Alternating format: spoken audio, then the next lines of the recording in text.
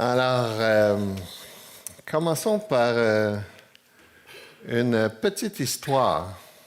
Oh.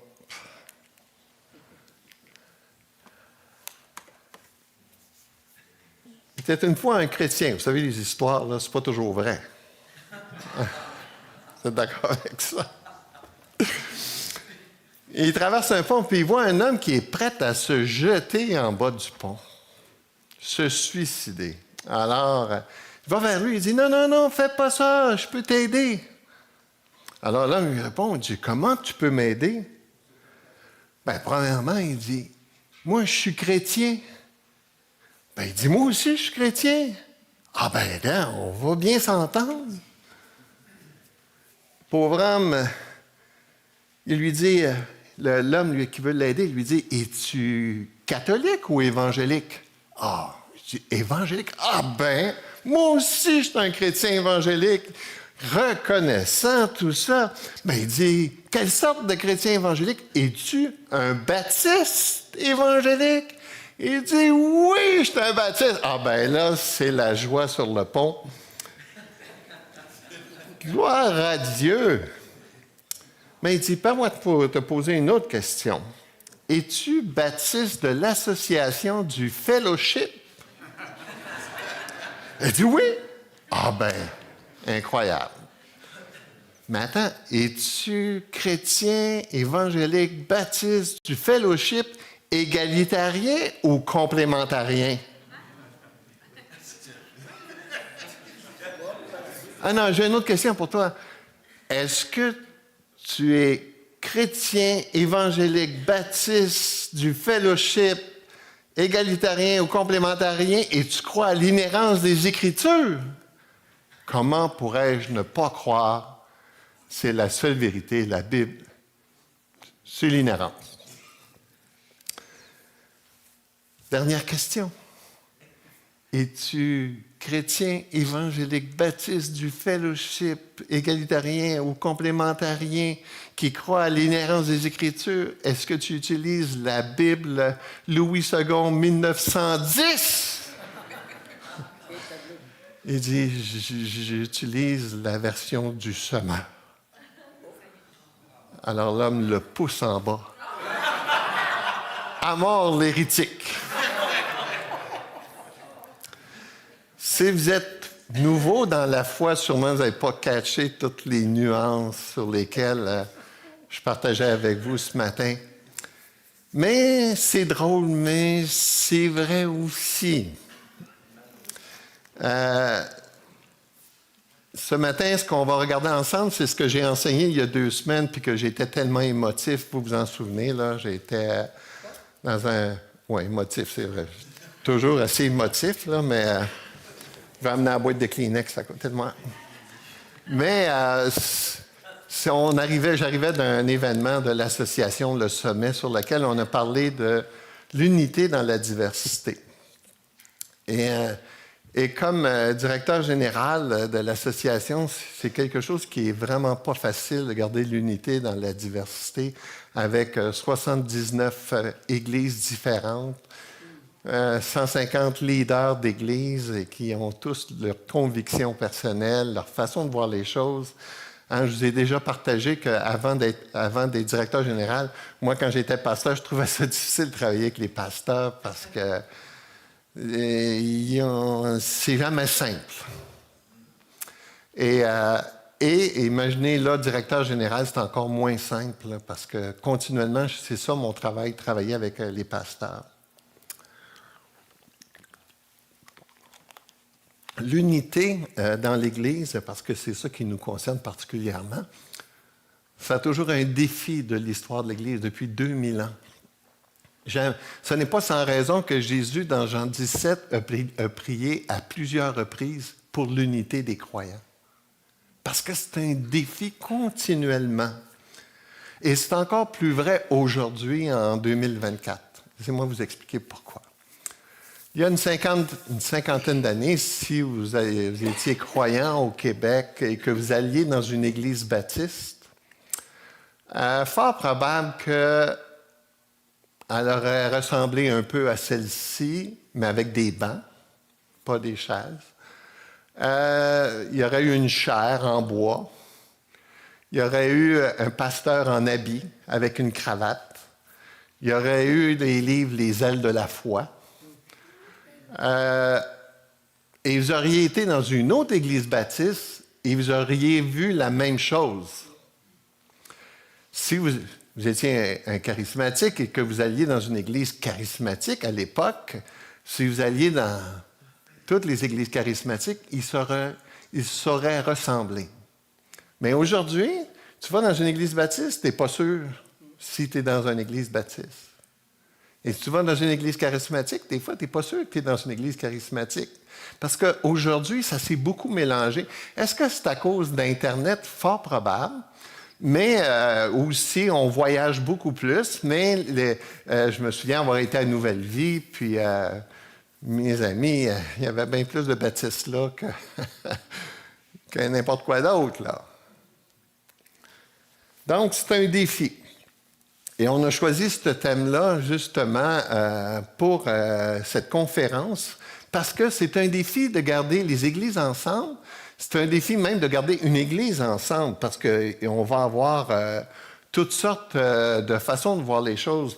Et peut-être vous n'êtes pas au courant, mais il y a un an, on a présenté une nouvelle vision pour notre association, avec laquelle j'ai consulté plus de 250 personnes sur toutes sortes de sujets pour savoir c'est quoi les besoins, c'est quoi, où on devrait s'orienter dans les prochaines années pour vraiment aider, être au service des églises. Et il y a 3 choses qui ont sorti de cette consultation-là en particulier. C'était, premièrement, on a vu des besoins au niveau de la jeunesse. 2 choses par rapport à la jeunesse. La première, c'est que beaucoup de nos églises sont vieillissantes. Donc, très peu de jeunes sont présents dans nos églises. Un phénomène encore de notre époque aujourd'hui, c'est que les jeunes, ils vont habituellement tous dans le même genre d'église pour être en contact avec d'autres genres de jeunes. Par exemple, la chapelle. La chapelle, quand la chapelle a été implantée, je m'en souviens, j'étais pasteur à Mascouche, j'avais une grosse jeunesse des jeunes de 15 à 30 ans. Puis, tranquillement, d'un mois à l'autre, je voyais des jeunes quitter pour s'en aller à la chapelle. Puis, le phénomène n'était pas juste à Mascouche, il était en toutes les églises de la région de Montréal. Mais une deuxième chose qui caractérise aussi par rapport à la jeunesse, c'est que les jeunes communiquent comment est-ce qu'ils ne se sentent pas compris dans les églises. Ils ne se sentent pas compris. C'est comme s'ils font face à des défis dans leur vie que les parents ou les pasteurs, les leaders d'église ne sont pas capables de comprendre. Des défis qui sont propres à leur génération. Une génération qui a des valeurs différentes. Par exemple, vous parlez à des jeunes, des jeunes de 15-18 ans, et on prend une offrande pour payer l'électricité du bâtiment. En réalité, on ne prend pas une offrande pour ça, mais on sert de l'offrande pour payer l'électricité. Dans leur tête, à eux autres, voyons donc, il n'y a rien de motivant là-dedans. Payer l'électricité, c'est donné pour payer l'électricité. Mais parlez à un baby boomer. Il faut payer l'électricité. C'est important, ça. Il faut payer l'hypothèque. Okay? Alors, il y a des conflits comme ça, générationnels, qu'on a dans nos églises, dans notre association, qu'il faut devenir sensible. Et moi, je bénis le Seigneur ici. Hein, je vous l'ai dit, je le répète encore. Une des raisons pour lesquelles j'étais content de me joindre à l'Église ici, c'est parce qu'il y avait toutes les générations. À moins que Dieu m'aurait tordu un bras, je n'aurais pas été dans une église où il n'y a pas de jeunes. Deuxième défi qui a sorti la vision, c'est les ethnies. C'est-à-dire qu'aujourd'hui, nos églises sont colorées. Et s'il y a 50 ans, il n'y avait presque pas d'immigrants qui étaient dans nos églises, aujourd'hui, bien, ça l'a vraiment changé du tout au tout. Hein? Je pense que je vous l'ai déjà partagé. Je me souviens aux funérailles de l'épouse de Maurice Cloutier. J'étais là à Matane, dans une grosse tempête de neige, les gros bancs de neige blancs, puis une belle dame qui arrive avec une robe toutes sortes colorées de l'Afrique et qui tranchait avec les bancs de neige, là. parce que c'est une nouvelle réalité. Puis nos églises, honnêtement, sont pas mal organisées en blanc nord-américain. Ça ne reflète pas beaucoup les autres ethnies, puis croyez-moi, on a du travail à faire pour que ça reflète une multitude de couleurs d'ethnies différentes. Troisièmement, on a aussi compris que les femmes, on a rencontré une quarantaine de femmes, et les femmes partageaient comment elles se sentaient sous-utilisées dans les églises. Comment est-ce qu'elles avaient des talents, elles avaient des capacités, puis qu'elles pouvaient servir beaucoup plus que dans la cuisine. Pardonnez-moi, j'ai même de la misère à donner cet exemple-là. Parce que c'est le stéréotype, puis là, il y a des femmes qui sont, Dieu les a douées, puis on doit les encourager à pouvoir servir partout où c'est possible de servir dans l'Église. Donc, comme je le disais, l'une de mes principales responsabilités comme directeur général, c'est d'essayer de garder les familles d'Église. Puis c'est pour ça que je suis très affecté parce que je trouve ça difficile. Puis moi, j'étais convaincu que quand je suis devenu directeur général, parce que j'ai été habile dans mes relations humaines, j'ai dit hey, ça va être facile de garder l'association ensemble. Puis dans le fond, on dirait que c'est pire. On fait face à toutes sortes de tensions théologiques. Peut-être c'était le même dans le temps, Michel, hein? Dans ton temps, c'était le même. Michel, lui, c'est un tough. Moi, je ne suis pas un tough. Moi, je suis un émotif, puis je suis très affecté quand l'unité de l'Église est en danger. Moi, ça me bouleverse. Et c'est drôle, dans mes rêves, c'était comme ça encore cette nuit. Les églises vont s'entendre qu'on n'est pas d'accord sur le meurtre. Ça, c'est rare qu'on n'est pas... Mais s'entendre sur un paquet d'autres sujets, là, c'est une autre histoire. Et je me souviens, quand j'ai prêché sur Romains 14 à Mascouche, j'ai sorti, j'avais trouvé ça dans un des commentaires que j'ai lus, puis j'avais trouvé ça tellement bon. Là, je vous les partage en vrac, là. OK? Des sujets, des films qui ont divisé l'Église. Des sujets qui ont divisé l'Église. Les films, quel genre de film on a le droit de regarder? Les mariages interraciaux. Peut-être que nous, au Québec, on ne connaît pas trop ça, mais aux États-Unis, quand Marjolaine a marié mon gendre Stéphane, il se faisait regarder qu'il était un couple blanc avec un noir. Les coiffures, les styles de coiffure. Jean-Pierre, pour qui voter? Trump, Obama, Biden, les fumeurs. Est-ce que fumer, un chrétien, ça se peut que ça fume? Ça se peut, il n'est peut-être pas sauvé. Le mouvement œcuménique, toutes les églises ensemble, avec les catholiques, ou les dettes, que les chrétiens ne peuvent pas avoir des dettes. Est-ce qu'ils peuvent avoir des dettes? La pêche le dimanche. C'est quoi l'idée, là? Hein? Est-ce qu'on peut pêcher le dimanche? Ben non. Hein? Tu ne peux pas monter tes prises sans ça, parce que tu dis à l'église d'être à la pêche, ça va mal paraître. Le divorce, c'est le remariage. Des instruments de musique. Il y a eu des gens qui croyaient que d'avoir des instruments de musique dans l'Église, c'était inacceptable. La seule chose qui était acceptable, c'était la voix humaine. Les hommes portant la barbe. À Parole de vie Bethel, ceux qui servaient ne pouvaient pas avoir la barbe. C'était une règle du mouvement mondial Word of Life. Et il y a d'autres mouvements, si tu n'as pas la barbe... T'as un problème. Boire de l'alcool. Est-ce qu'il y a eu une époque, les églises baptistes, c'était ex-cathédra. Tu n'avais pas le droit de boire de l'alcool. L'élection et la prédestination, sujet chaud, discuté encore beaucoup aujourd'hui. Les femmes qui portent des bijoux. J'ai entendu parler d'une histoire... des Américaines qui avaient visité des chrétiennes de l'Allemagne, puis les chrétiennes des États-Unis étaient scandalisées parce que les chrétiennes de l'Allemagne buvaient de la bière, puis les chrétiennes de l'Allemagne étaient scandalisées parce que les femmes portaient des bijoux puis ils se maquillaient. Fait que, on n'est pas sorti du bois. Comment élever ses enfants, selon Dieu? Les fréquentations, est-ce que fréquentation courte, fréquentation longue, est-ce que Qu'est-ce qui est le mieux? Les endossements, c'est-à-dire est-ce que je peux signer pour quelqu'un d'autre qui n'a pas les moyens de faire un prêt? Les églises libérales, quand est-ce que tu deviens une église libérale? La psychologie, la relation d'aide, est-ce que ça c'est biblique ou c'est pas biblique? Les appels en public, comme j'ai fait l'année passée à Pâques, là, où j'ai invité les gens à s'avancer. Il y a des gens qui croient que c'est pas correct. Il y a des gens qui croient que ça devrait toujours être pratiqué. Le choix de l'école, école chrétienne, école publique, école à la maison.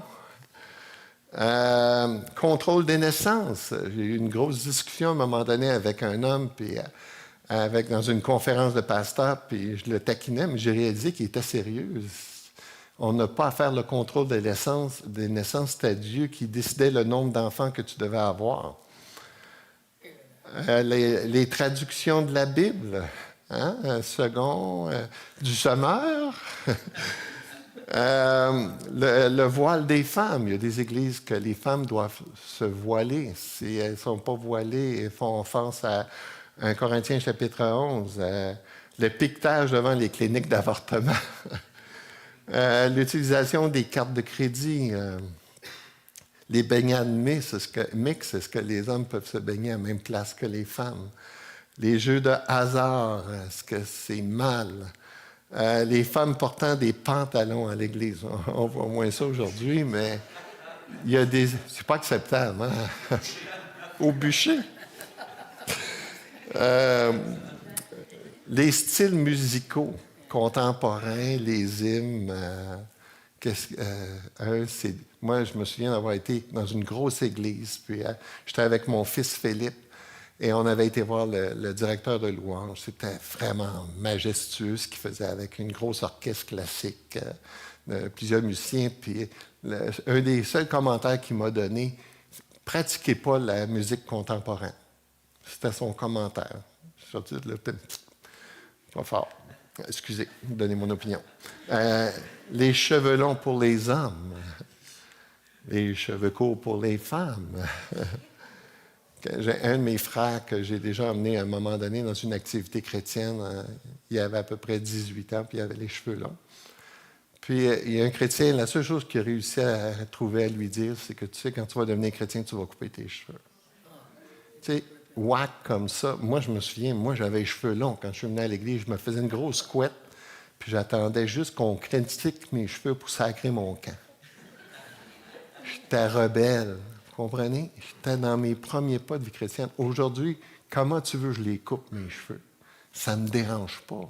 Mais j'étais tellement bébé. Donc, il faut réfléchir avant de parler. La campagne de 40 jours, un seul but de Rick Warren.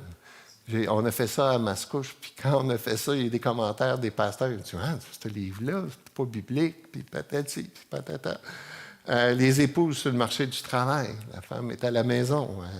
Le soutien à Israël. Ouh! C'est pas mal d'actualité, ça. La taille d'église. Petites églises, moyennes églises, grosses églises, églises maison. Le nom de l'église. Il faut qu'il y ait le nom baptiste. Il ne faut pas qu'il y ait le nom baptiste dedans. Les dénominations d'église. Pas les deux, mais les dénominations. Est-ce que c'est biblique ou c'est pas biblique?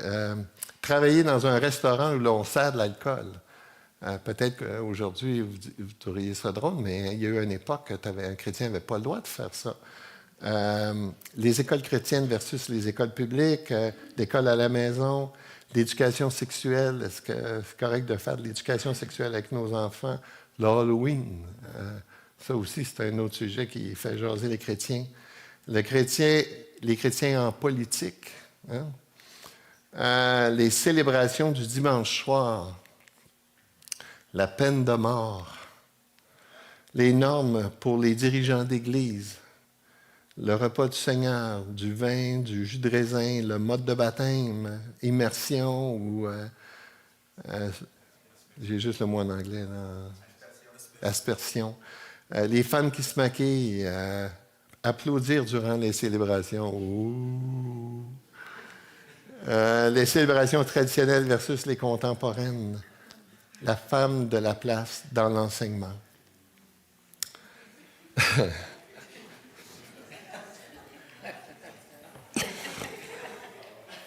Deux commentaires sur la liste.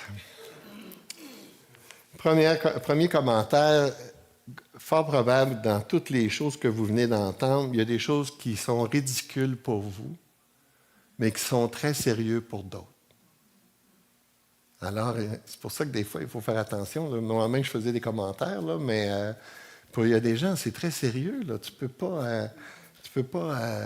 pour eux autres, c'est une conviction de Dieu, une conviction biblique. Deuxième commentaire, si on avait à demander à 10 chrétiens de diviser cette liste entre stupide et sérieux, on aurait 10 listes différentes. Parce que là, encore une fois, là, ça... ah oui, ça, c'est important. Non, ça, c'est ridicule. Ah, mais là, écoute, non, peut-être que c'est pour d'autres, ça, c'est pas ridicule, puis ça, c'est ridicule. Nos convictions personnelles, et là, c'est pas qu'il n'y a pas des vérités bibliques, des doctrines qui sont importantes. Et je ne suis pas en train de questionner que les doctrines, ce n'est pas important. Je suis juste en train de dire ici que des fois, nos convictions personnelles sont plus souvent des différences culturelles que des principes bibliques. On est influencé par notre culture. Et nos convictions particulières peuvent en dire plus sur l'éducation que vous avez eue de ce que Dieu approuve ou désapprouve. Intéressant. Alors, dépendamment, surtout, moi, j'ai remarqué que nos premières années de vie chrétienne, ce qu'on apprend, ça marque notre vie. Puis ça reste longtemps, là.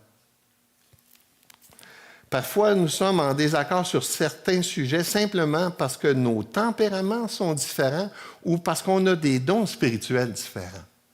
Hein? Donc, c'est pourquoi la tolérance entre nous, entre toutes nos différentes convictions personnelles, la tolérance est absolument indispensable pour rester unis ensemble. Autrement, on va se déchirer puis on va se diviser. Jésus a promis, il dit, « Je bâtirai mon Église ». Il a promis ça il y a depuis 2000 ans, puis Jésus, il accomplit sa promesse, il bâtit son Église. Mais malheureusement, au travers de l'histoire de l'Église, il y a eu beaucoup d'églises qui ont fermé, beaucoup d'églises qui sont mortes, et sûrement si on faisait l'autopsie de chacune de ces églises-là, on serait en mesure peut-être de tirer un diagnostic différent pourquoi elle est morte. Mais sans contredit, les divisions y ont joué un rôle majeur entre les églises. Il y a des associations d'églises qui sont reconnues pour se diviser. Terry Cuthbert, il disait, ils font du splitting. C'est un mélange entre diviser puis implanter. C'est comme, ils implantent parce qu'ils se divisent.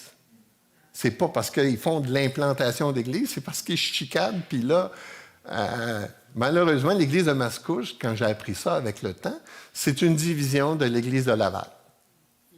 Bon, aujourd'hui, on ne s'en souvient plus, mais merci Seigneur qu'on ait des belles églises sœurs aujourd'hui, mais il y a 50 ans, c'était pas le cas. L'unité d'une église, c'est un sujet qui est très fragile, très fragile. Et comment est-ce que maintenant on peut garder l'unité de l'Église avec toutes des visions ou des convictions différentes? La tolérance va jouer absolument un facteur entre nous si on veut rester unis ensemble. Et j'aimerais ça pour l'occasion regarder avec vous un passage comme fondation sur l'importance de la tolérance dans Marc chapitre 9. Regardez avec moi dans Marc chapitre 9 un beau passage que Jésus... que Marc nous donne au sujet de la tolérance, puis c'est surprenant même de trouver un passage comme celui-là alors qu'il y a tellement de sujets que Jésus aurait pu parler. Alors, dans Marc chapitre 9, regardez avec moi au verset 38 jusqu'au verset 42. Jean lui dit, « Maître, nous avons vu un homme qui chasse des démons en ton nom et nous l'en avons empêché parce qu'il ne nous suit pas. » « Ne l'empêchez pas, répondit Jésus, car il n'est personne qui, faisant un miracle en mon nom, puisse aussitôt après parler mal de moi. Qui n'est pas contre nous est pour nous. Et quiconque vous donnera à boire un verre d'eau en mon nom, parce que vous appartenez à Christ, je vous le dis en vérité, il ne perdra point sa récompense. Mais si quelqu'un scandalisait un de ces petits qui croient, il vaudrait mieux pour lui qu'on lui mît au cou une grosse meule de moulin et qu'on le jetât dans la mer. Ici, Jésus, ce passage-là se trouve dans un épisode où Jésus est en train de former ses disciples. Les disciples, ils étaient en formation, ils avaient besoin de savoir comment fonctionne le royaume des cieux. Jésus enseigne beaucoup de paraboles pour les aider à comprendre, il leur donne des principes. Et dans le contexte ici, il donne 4 principes pour former les disciples qui malheureusement n'étaient pas toujours des hommes sages, ils aimaient ça chicaner. Mais là, Jésus, il leur donne ces principes-là qui devraient exister après son départ.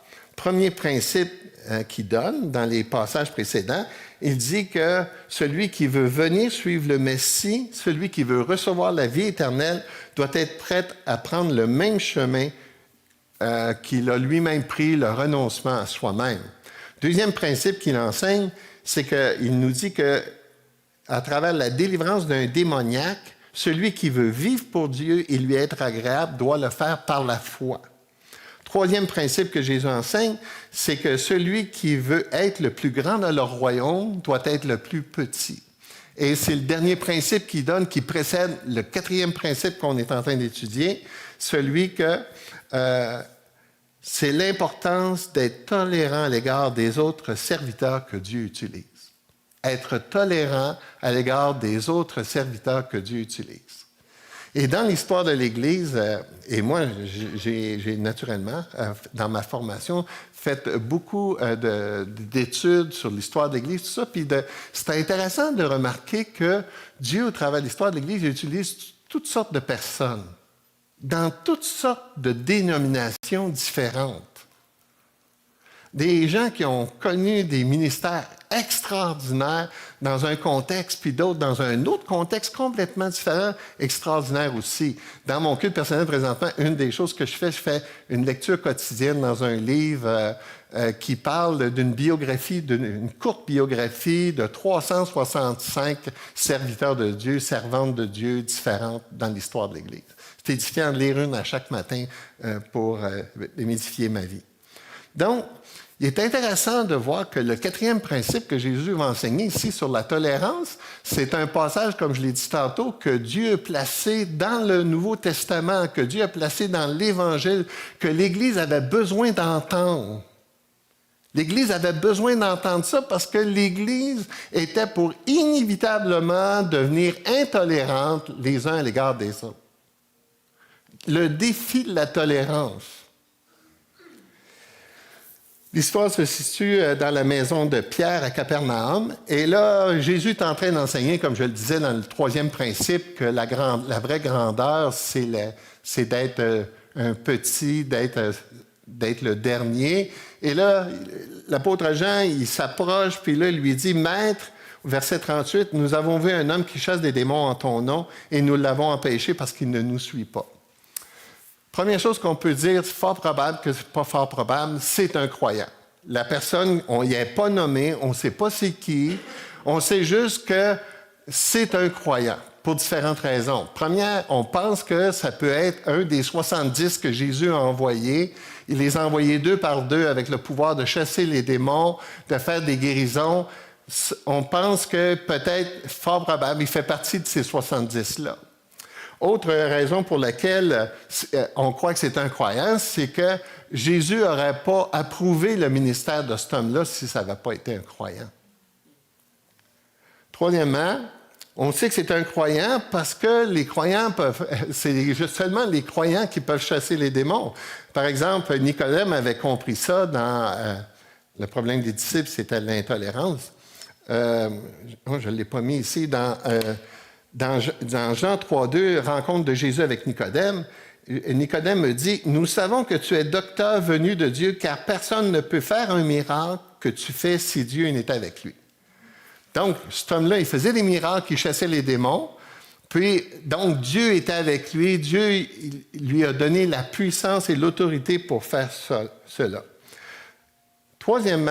Quatrièmement plutôt, Jésus nous dit aussi dans un autre passage, on a ça dans Jean 17, dans Acte 17, où on a des Juifs qui ont essayé de faire de l'exorcisme avec des gens qui étaient possédés. Et comment ça a terminé? C'est que les gens qui étaient possédés ont tourné en dérision les exorcistes juifs. Ce qui n'était pas le cas ici dans la situation que Jean mentionne. Donc, ce qu'on peut dire ici, c'est que les disciples, cet homme-là, parce qu'il était connecté à Dieu, parce qu'il était connecté à Jésus, c'est pas parce qu'il faisait une délivrance dans le nom de Jésus comme si le nom de Jésus, c'était magique. C'était l'idée qu'il était dans une intimité avec Jésus, c'était un enfant de Dieu, il avait reçu de Jésus l'autorité de le faire, puis il le fait. Il y a des gens qui pensent que juste en utilisant le nom de Jésus, ils vont chasser les démons, mais c'est pas comme ça que ça marche. La puissance de Jésus est disponible seulement lorsque la personne est attachée à Jésus par la foi et dans l'obéissance à la volonté de Dieu. Ce qui semblait le cas de cet exorciseur. Donc, le problème des disciples n'était pas le fait qu'ils pensent que ce n'était pas un chrétien ou que ce n'était pas un disciple de Jésus. Ce qui dérangeait, c'était l'idée qu'ils ne faisaient pas à la manière dont eux voudraient qu'ils le fassent. C'était ça le problème des disciples. Ils faisaient, puis le texte laisse sous-entendre, c'est comme il l'avait averti plusieurs fois. Vas-tu arrêter? Vas-tu arrêter? Là, écoute, il faut que tu nous écoutes parce que nous autres, on est les 12 apôtres. Nous, on est les 12 disciples, puis dans le nom de Jésus, tu dois te soumettre à notre direction. Ils avaient vraiment un problème avec leur identité. Non seulement ça, ce qui est embêtant pour les disciples, parce que dans le contexte, dans le chapitre 9, les disciples avaient essayé de chasser un démon d'un fils, puis ils n'avaient pas été capables d'imaginer, lui, ça marche. Ah, ça, là, il me gosse, tu sais. Parce que lui, ça marche, puis moi, ça marche pas, puis... Et comme je le disais tantôt, les disciples étaient en formation. Ils avaient plein de problèmes. C'est pour ça que j'aime tellement le livre de John MacArthur, 12 hommes ordinaires. Tellement beau de voir ça, la puissance de Dieu au travers des incapables, des gens limités. C'est l'histoire de l'Église aussi qui est faite comme ça. Donc, la réaction des disciples démontre leur incompréhension de comment fonctionne le royaume. Jean était dérangé par le fait qu'une autre personne puisse servir le maître d'une manière différente de la leur. Et cette réaction met en évidence la nature humaine. On est dérangé par les gens qui ne pensent pas comme nous. On est dérangé par les gens qui font les choses d'une manière différente de nous. Écoutez, pas besoin d'aller loin. Le mariage. Hey, c'est toujours ça le mariage, là. C'est, moi et ma femme, tu sais, je vous l'ai déjà dit, les 10 premières années de mariage, nous autres, là, c'était difficile. Parce que, comme je vais vous l'expliquer à la fin, moi, je voyais les choses d'une manière, je vous l'ai déjà dit, le bleu. Puis ma femme, c'est le rose. Alors, l'ajustement, il ne se fait pas facilement, mais mettez ça maintenant dans l'Église. Lui, il voit en rose, l'autre, il voit en violet, l'autre, il le voit en brun, d'autres le voient en noir. Mais, et là, il faut tout mettre ça. C'est un défi extraordinaire. Et Jésus, regardez ce qu'il répond à Jean. Il répond à Jean, c'est « ne l'empêchez pas ». C'est ça qu'il leur dit. « Ouais, mais Jésus, enlève-les, ne l'empêche pas. Le critère pour évaluer un ministère n'est pas le style du ministère, sa tradition ou sa dénomination, mais que le nom de Jésus soit glorifié. Et c'est pour ça que je vous disais tantôt qu'au travers de l'histoire de l'Église, Jésus a été glorifié de tellement de façons différentes dans l'histoire de l'Église. La tolérance de Jésus est fondée sur une constatation de bon sens et sans doute une notion large sur la façon dont Dieu accomplit son œuvre. Jésus oppose un esprit borné des 12 disciples à un esprit ouvert et généreux. Leur attitude ne fait que démontrer la façon abusive que les disciples utilisaient leur autorité. Je le répète, leur attitude ne fait démontrer que la façon abusive qu'ils utilisaient leur autorité. Jésus leur dit, ne l'empêchez pas. Le principe est simple. Qui n'est pas contre nous est pour nous. C'est ça le principe de Jésus. C'est aussi simple que ça. Contre nous ou pour nous. Aucune place à la neutralité. Deux groupes possibles, les pour ou les contre. Si quelqu'un œuvre pour Jésus en son nom, il ne peut pas en même temps œuvrer contre Jésus. C'est pour ça que tantôt, je vais vous parler d'une petite gêne. Cette idée-là qu'il faut faire attention sur les jugements qu'on porte sur les autres. Et je pensais que ça irait bien avec le sermon que tu as enseigné la semaine passée. Si quelqu'un œuvre pour Jésus en son nom, il ne peut pas en même temps œuvrer contre Jésus. Même si cet homme ne suivait pas Jésus exactement de la même façon que les 12. Parce que cet homme travaillait pour la cause de Christ, c'était suffisant. Ah, je ne l'ai pas mis non plus, excusez. Et là, Jésus va pousser ça plus loin. Il va dire au verset 41, si on revient à notre texte, il va dire, « Et quiconque vous donnera à boire un verre d'eau en mon nom, parce que vous appartenez à Christ, je vous le dis, en vérité, il ne perdra point sa récompense. » Non seulement il ne parle pas juste de l'exorcisme, mais là, il t'amène dans un autre exemple banal, donner un verre d'eau. Donc, si quelqu'un donne un verre d'eau ou qui donne un verre d'eau d'une manière différente ou qui fait des choses simples d'une manière différente, bien, on ne devrait pas les empêcher, on devrait se retenir parce que ici, il nous dit que cette personne-là va avoir sa récompense. Elle va avoir sa récompense d'avoir servi Dieu dans une chose aussi banale que donner un verre d'eau. Puis Jésus nous dit ici qu'elle ne perdra pas sa récompense parce qu'elle l'a fait, même si c'est banal, dans le nom de Jésus ou pour le nom de Jésus. Souvenez-vous, l'idée, là, c'est pas qu'ils vont recevoir des médailles. On n'a pas le temps de parler de ça, des récompenses, mais quand même, dans Luc 10, 20, Jésus dit, « Cependant, ne vous réjouissez pas de ce que les esprits vous sont soumis, mais réjouissez-vous de ce que votre nom est écrit dans les cieux. » Alors, elle est là, la récompense, c'est d'être attaché à Jésus pour l'éternité. Mais il ne laisse pas ça là. Il continue, il dit, dans l'exemple toujours qu'il donne ici, il fait une mise en garde. Il dit, « Mais si quelqu'un fait trébucher un seul de ces petits qui croient en moi, il vaudrait mieux pour lui qu'on attache à son cou une grosse meule de moulin et qu'on le jette dans la mer. » Et ça, c'est grave.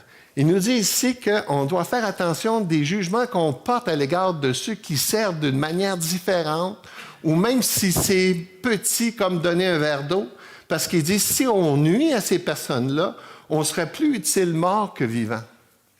C'est grave. Et ça a été une chose qui m'a pas tourmenté, mais qui a eu une impression profonde. Ma responsabilité comme leader d'Église, c'est d'aider les gens à grandir et non pas à nuire aux personnes que Dieu a placées sous ma responsabilité. Parce qu'il dit, si tu nuis à quelqu'un sur laquelle Dieu t'a placé, que tu lui nuis, il dit, t'es plus utile mort que vivant. Mais imaginez maintenant si comme je me donnais l'exemple de mon frère, si on passe des commentaires, si on pose des gestes à l'égard de d'autres qui voient les choses d'une manière différente et qu'on les offense, c'est grave. Alors, il faut faire attention, puis je vais revenir maintenant. Qu'est-ce qu'on fait? Comment on fait ça? Comment est-ce qu'on peut réussir à vivre ensemble sans se faire du tort? Laissez-moi vous donner 5 valeurs qui vont unir la famille ou qui vont unir l'Église. La première valeur, ce qui est le plus fondamental qui nous unit ensemble, c'est quoi?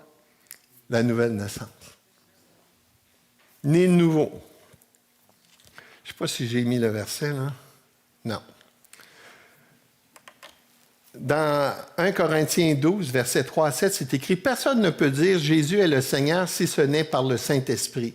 Il y a diversité de dons, mais le même Esprit. Diversité de services, mais le même Seigneur. Diversité d'actes, mais le même Dieu, qui accomplit tout en tous. Or, à chacun, la manifestation de l'Esprit est donnée pour le bien de tous. » Regardez comment c'est écrit ça ici. La raison pourquoi on est unis ensemble, c'est qu'on a le même esprit.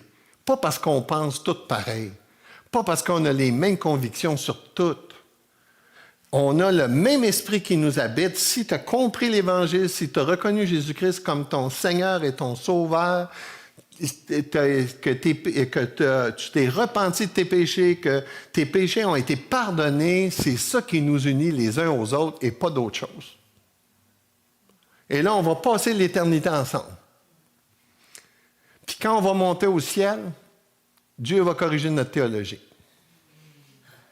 Amen? Amen. Deuxième chose, deuxième valeur qui unit, la confession de foi. Ah, tu n'as pas dit que ça divise. Attention. La confession de foi, ce sont les doctrines de base sur lesquelles on doit s'entendre. Une Église qui doit s'entendre sur des doctrines de base. Autrement, ça va être la cacophonie. Éphésiens 4 nous dit ça. Il nous dit, étant donné, il a donné les uns comme apôtres, les autres comme prophètes, les autres comme évangélistes, les autres comme pasteurs et docteurs. Pourquoi il a donné ça? Pour le perfectionnement des saints en vue de l'œuvre du ministère et de l'édification du corps de Christ, jusqu'à nous soyons tous parvenus à l'unité de la foi et de la connaissance du Fils de Dieu, à l'état d'homme fait à la mesure de la stature parfaite de Christ, afin que quoi? Nous ne soyons plus des enfants flottants et emportés à tout vent de doctrine, par la tromperie des hommes, par les ruses dans les moyens de séduction, mais que professant la vérité dans l'amour, nous croissions tous, à tous égards, en celui qui est le chef. Donc, il doit avoir un minimum de doctrine de base. Pour ça, je ne suis pas en train de dire ici que c'est la cacophonie, tout le monde doit croire ce qu'il veut. Non, non, non. Il y a des doctrines de base sur lesquelles on s'entend. Et si vous prenez la confession de foi de notre Église, vous allez voir qu'il n'y a pas une tonne d'affaires dedans. Il y a les principes de base. Mais là, tout ce qui est en dehors de ces principes de base-là, c'est là qu'on se divise. C'est là qu'on ne voit pas les choses pareilles. C'est là que tu as le droit à ton opinion, j'ai le droit à mon opinion.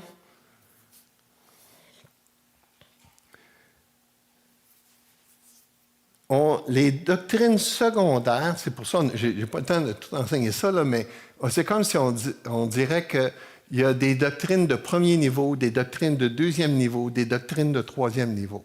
Le problème, c'est que les gens ils mettent les doctrines de deuxième et de troisième niveau au premier niveau. Le premier niveau, c'est ce qu'on a dans notre confession de foi. Si vous voulez être membre ici, c'est ça qui est exigé.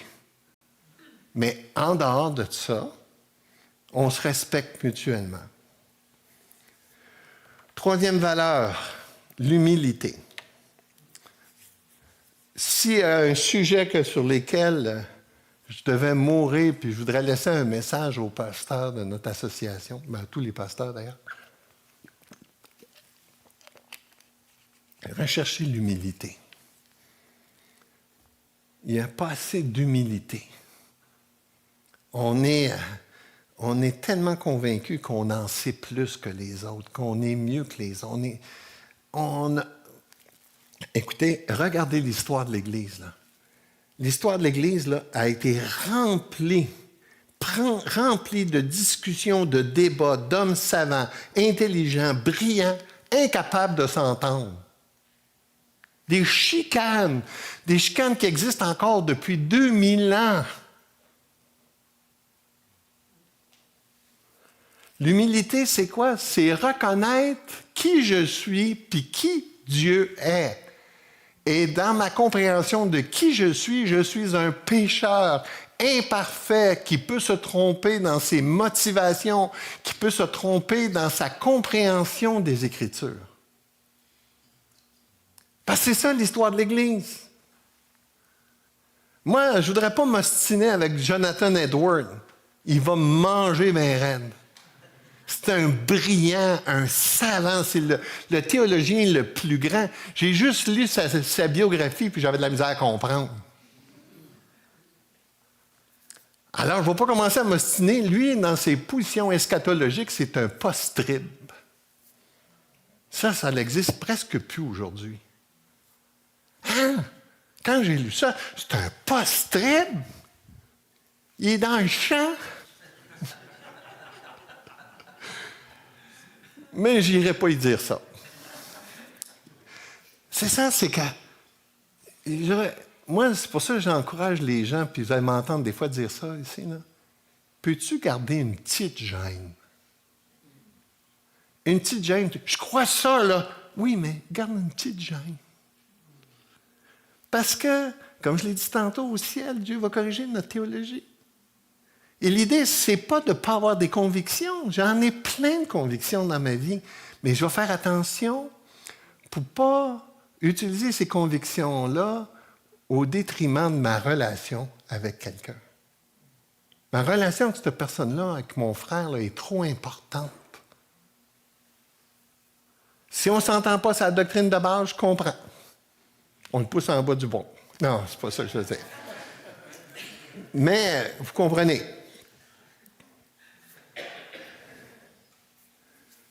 L'orgueil, c'est dévastateur. J'aime Proverbe 26, 12 qui dit « Si tu vois un homme qui se croit sage, il y a plus à espérer d'un insensé que de lui. » Il se croit sage. Il est convaincu qu'il a la vérité. Garde ta petite gêne. Que ça te semble évident, c'est correct. Mais fais attention comment tu vois les autres. Quatrièmement, le respect. Puis ça, c'est vraiment fort. Le passage que j'utilise pour le respect, c'est justement Romains 14. Romains 14 dit « Faites accueil à celui qui est faible dans la foi et ne discutez pas les opinions. » Hey, Romains 14, là, une chance qu'on l'a dans la Bible. Hein? Il dit « Faites accueil à celui qui est faible et ne discutez pas des opinions. » Mais vous savez de quoi ça parle, Romains 14? Ça parle de deux choses. La nourriture. On ne doit pas manger les viandes sacrifiées aux idoles. Et moi, je vois très bien une chicane dans l'Église là-dessus, là. Hein? Hey, les viandes sacrifiées aux idoles, là, tu t'unis avec les démons. Mais l'autre sujet est encore plus renversant. Le sabbat. Hein? Voyons, le sabbat, Paul, il met le sabbat dans la catégorie des opinions. Il dit qu'on devrait se respecter. Au verset 3 de Romains 14, que celui qui mange ne méprise pas celui qui ne mange pas, et celui qui ne mange pas ne juge point celui qui mange, car Dieu l'a accueilli. Se respecter. Encore une fois, Paul ne dit pas qu'on ne devrait pas avoir des opinions. Il dit qu'on devrait faire attention avec nos opinions pour ne pas se diviser. Et naturellement, tout ça, c'est possible parce qu'il peut y avoir de l'amour. L'amour, j'en ai parlé souvent, hein, c'est à l'amour qu'on aura les uns pour les autres qu'on reconnaîtra que vous êtes mes disciples. L'amour, on n'a pas le temps d'y voir les passages, mais ils reviennent tout le temps que l'amour, c'est quelque chose qu'on doit travailler. Ça ne va pas venir tout seul. C'est quelque chose qu'on doit joindre nos efforts. On doit faire des efforts pour s'aimer les uns les autres. Autrement, c'est impossible. Je termine en vous parlant de cette histoire avec mon épouse. À un moment donné, on avait une discussion orageuse. Et mon épouse, à force d'en discuter, elle veut toujours en discuter, elle a dit, Louis, elle dit, j'aimerais ça que tu puisses faire quelque chose de spécial. Elle dit, j'aimerais ça que, même si on n'a pas la même opinion sur quelque chose, peux-tu donner de la valeur à mon opinion? Ben ouais, c'est impossible. Si je ne le crois pas, je ne peux pas donner de la valeur à quelque chose que je ne crois pas. Elle dit, mais pour moi j'y crois. C'est important pour moi. Est-ce que tu serais capable de, par respect, par amour pour moi, considérer que c'est important et que ça a de la valeur? Moi, je rêve d'un miracle, que nos églises soient capables de faire ça. Voir les choses d'une manière différente et donner de la valeur à ce que la personne qui ne croit pas la même chose que moi, c'est précieux pour cette personne-là. Puis de faire attention à elle. Parce que Jésus dit que quand on scandalise les petits qui croient en moi, on serait plus utile mort que vivant. On a le repas du Seigneur ce matin. Peux-tu m'avancer? Si je m'avance, Mélissa, est-ce que ça me suit? Oui. J'aimerais ça qu'on regarde ensemble un beau passage, 1 Corinthiens 11. Un passage qui est bien connu, mais on va aller voir un petit peu plus le contexte. 1 Corinthiens 11 qui nous prépare les instructions que Paul nous a données. Et on va le prendre à partir du verset 17. 1 Corinthiens 11, 17. En donnant cet avertissement, ce que je ne loue point, c'est que vous vous assemblez non pour devenir meilleur, mais pour devenir pire. Et d'abord, j'apprends que lorsque vous vous réunissez ensemble, il y a parmi vous des divisions. Et je le crois en partie. Car il faut qu'il y ait aussi des sectes parmi vous, afin que ceux qui sont approuvés soient reconnus comme tels au milieu de vous. Lorsque donc vous vous réunissez, ce n'est pas pour manger le repas du Seigneur. Car quand on se met à table, chacun commence à prendre son propre repas et l'un a faim tandis que l'autre est ivre. Ivre dans l'Église? Pas qu'il y ait de pasteur de cette Église. N'avez-vous pas des maisons pour y manger et boire? Ou méprisez-vous l'Église de Dieu? Et faites-vous honte à ceux qui n'ont rien? Que vous dirai-je? Vous louerai-je? En cela, je ne vous loue point.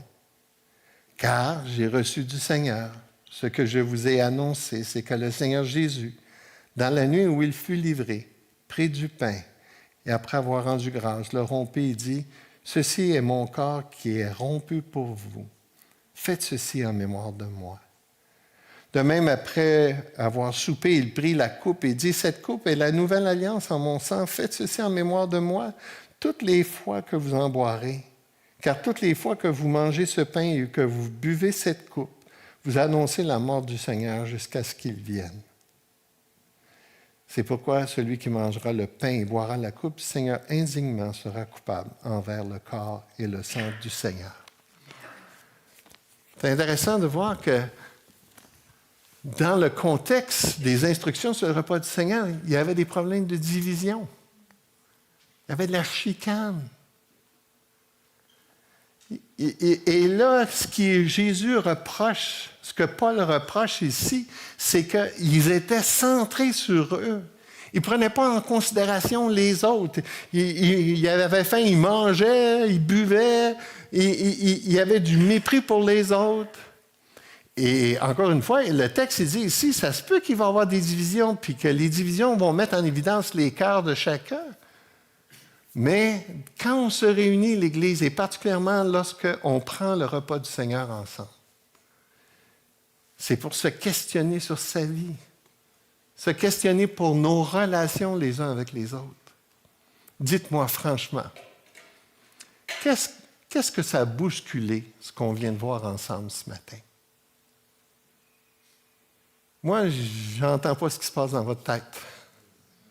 Mais par expérience, je sais qu'il y a des gens qui ont dû être dérangés.